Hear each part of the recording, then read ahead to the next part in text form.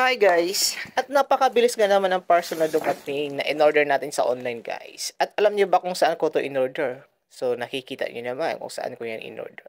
So syempre guys, ano ba ang dapat natin gawin? Hindi kailangan natin tong i-unboxing. Medyo napapaswerte nga tayo sa pag-order natin nito guys. Dahil in just one day lang guys and after 24 hours dumating na agad yung delivery. How many times na nga talaga ako nag-order through online guys? Ngayon lang talaga ako nakaka-receive ng ganito kabilis na delivery. Literally kasi guys, kadalasan kasi ng mga na-order ko through online, mostly talaga dumadating siya in just 3 days. So 3 days ka pang maghihintay bago makarating yung parcel mo. Pero ito siya in first time, ngayon ako nakaka-receive ng ganito kabilis na parcel. In just 24 hours, nakarating na agad siya. So syempre, ano pa bang dapat natin gawin? Kailangan na natin itong i-unboxing guys, gamit ang ating putol na cutter.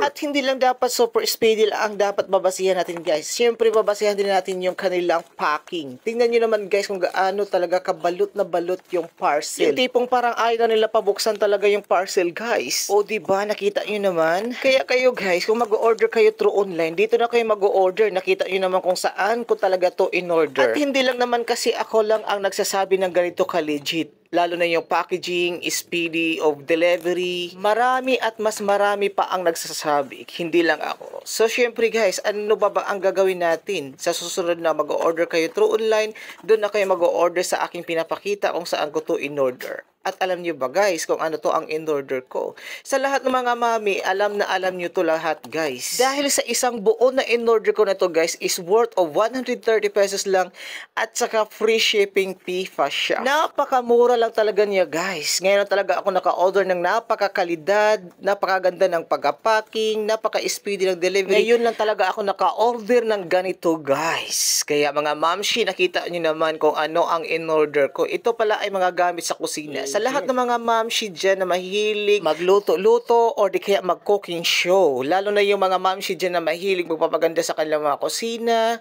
na yung tipong gusto nila na merong kakaiba na mga gamit sa kusina. Ito pala siya guys ay mga lagayan to ng mga pati, suka, tuyo, mga mantika, or else kahit ano-ano pang mga condiments na mga liquid condiments. Guys, at mga mamshi, napakaganda ng mga produkto nila guys. Sobrang legit, 100%. Napakaganda niya guys, promise. Nag-order ako nito guys, 4 pieces, 130 pesos and free shipping pa. Kaya kung ikaw na may gusto kang may pagbabago sa kusina ninyo, na meron kayong magagandang lagay na inyong mga condiments, o di kaya balak mong magtayo ng karinderya or restaurants, pwede mo tong gamitin guys. Pwede kayo mag-order na ganito. Hindi talaga kayo magsisisi sa sobrang ganda ng produkto na to guys, promise. At hindi din talaga to magli-leak guys, 100%.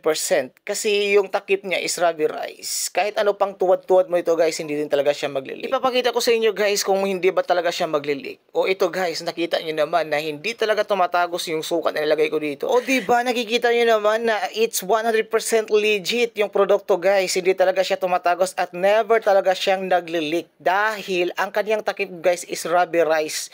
Cover at close na close talaga siya. At hindi lang siya rubberized guys. Ito ay 500 ml na din siya. Kalahating litro ang magkasya dito guys. Hindi ka na mahirapan maglulud palagi guys. Kasi 500 ml na siya at medyo matagal-tagal din siyang maubos. Unlike din sa mga lagay ng iba na 300 ml lang, 350 ml o di kaya 250 ml. So syempre mabilis lang maubos yun. So mahirapan ka na naman. Palagi ka naman maglalagay ulit. Maglulud ka na naman ulit. So syempre guys, ano pa ba ang hinihintay ninyo?